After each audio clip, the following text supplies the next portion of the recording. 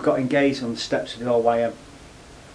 Bought the ring from Beaverbrooks, went to the YM on one knee, gave the ring, then went wrestling.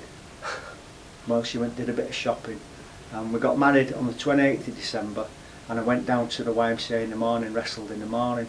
But the trouble is, what the buggers did, when you get in the sauna and the shower, I'm like showering because I had hair then, so I'm showering like this, and they kept pouring shampoo on my hair.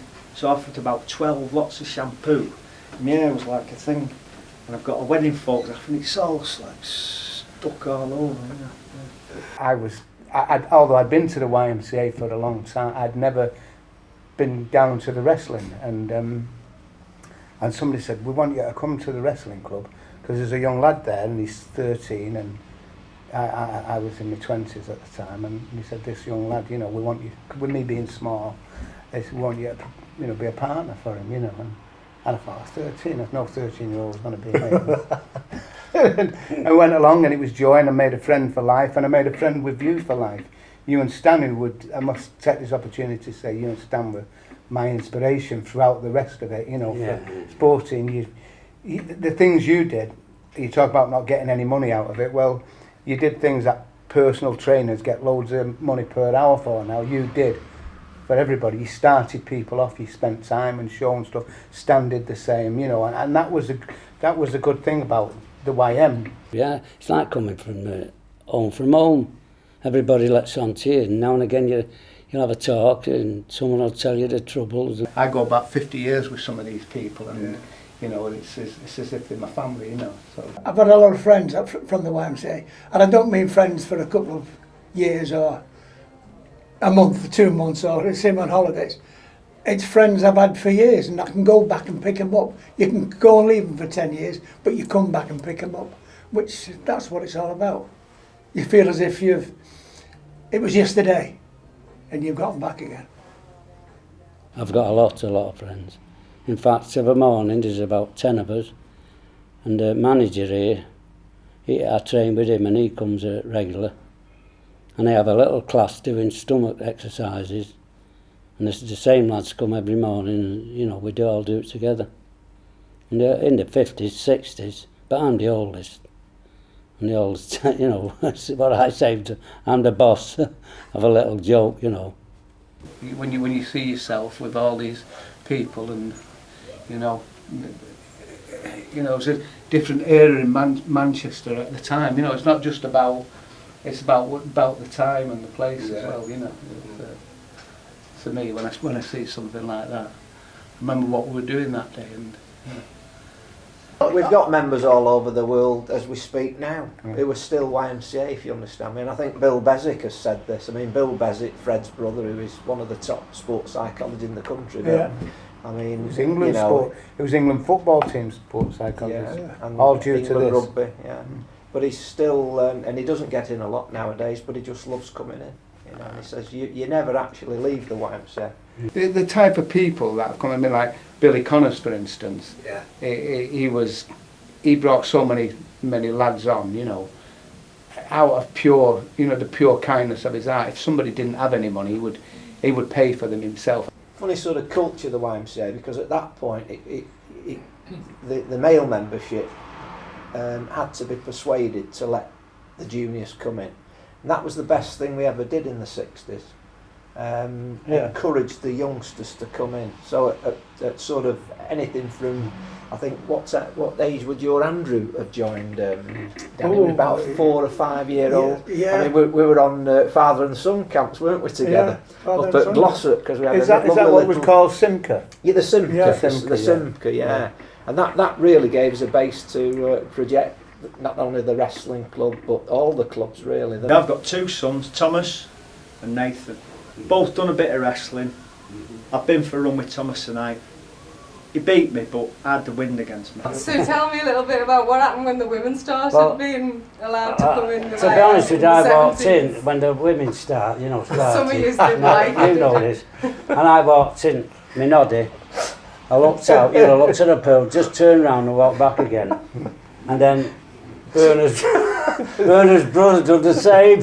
But David, my Yeah, that's brother, his brother. my poor brother, you know, he's as shy as you could think. You know, he comes out of the showers and walks and dives off, does an elaborate dive into the pool, and there's women there who shouldn't have even been there, but they were there. He was a top free fall parachutist though, Yeah. David, wasn't he? David was, David was a parachutist. He was a parachutist. Yeah, but you don't want to be seen. Very You don't embarrassing, want to be I tell seen you. emerging from a freezing cold pool. Not while there's women there. It doesn't do your credibility any. I was just going to say though, Chris, What a nice you sight. only ever did it once. Well, Catherine did the very, very first mixed keep fit class at the old Y.M.C.A. because it was all men them days, and you could walk around, naked. And then the second mixed keep fit class was a chap called Bernard Orton, and he comes in the gym, he's like drying his hair with nothing on. We better go do with this. We had a good physique, Bernard, fantastic physique, and the week after there was 15 more women in the class. The thing about it was, it was like the place as it was in the old YMCA, and as it continued here, it was a bit of a glue pot, wasn't it? You came here, you had to be here. You know what I mean? You had to be here at your time. You had to be with your group, and by nature of that, you got to know other sports and other people by it. And there was no class. There was no class in it. You could be at a table with a bricklayer or a barrister who was involved in the same. There was no, it was all one level. Divide. It was all about the sport, and it was about what you did. And if you talked to Wayne about his fives, Wayne would talk to you about your wrestling. And Freddie Beswick, who was a great person for getting people talking to each other and drawing people into the sport. It was that people crossed over and tried different sports like David did with the wrestling.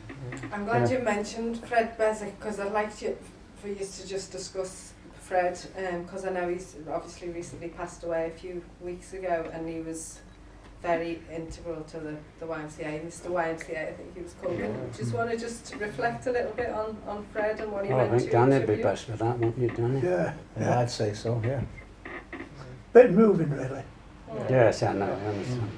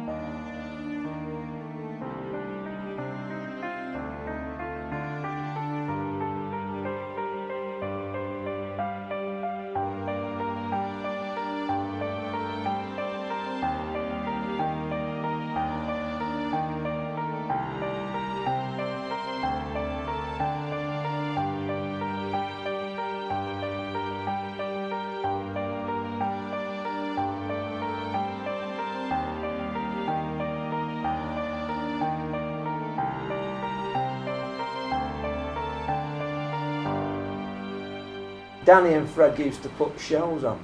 I mean, if I just tell you, I hired Danny and Fred for my wedding, and they did the Bolero. This was before Torval and Dean. Danny played this magnificent-looking woman, Spanish lady, and Fred came in with his little hat, toreador type ghetto. It looked terrific. And my father-in-law at our wedding, Leslie Mine's wedding, he said, I thought that woman was magnificent. It didn't really. So that was another club we could have set up, wasn't it? The amateur dramatic. No, But we used to do all that years We ago. used to mime to things. That was it. You're the one that I want. We'd do that and things like that. And Fred could make me laugh. That was the biggest part of it. He could be serious and make me laugh. Yeah. If you try to do something funny, you've got to be serious, and then it becomes funny. Yeah. And when he used to come through that bloody door in black leather on and things like that, Get right into roles, he used wasn't it? to grease me, gone there. Yeah. We used to have an annual dinner and dance, which used to come off round about the beginning of the season, and we always used to do a little act, And in the end, people were more interested in the act than what they was in the dinner. And as you can see, we did the Bolero, we did Kiki D and Elton John and Henry VIII, we did everything. And it was great fun. We used to pick a little team to do it, and we used to have some great laughs. We were fortunate that we've had people who've always brought other people on. You know, they brought their own sons in and they helped other people's sons, you know, and it was a great thing.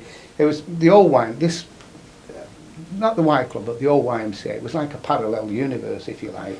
In those days, we sort of tend to put them on a pedestal. I know distance lends enchantment, but I think if you die and go to heaven, you want it to be a bit like the Y.M. Lounge was on a Saturday afternoon, you know.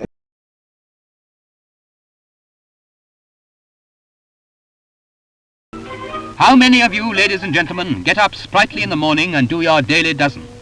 Yes, it does sound rather like work, doesn't it?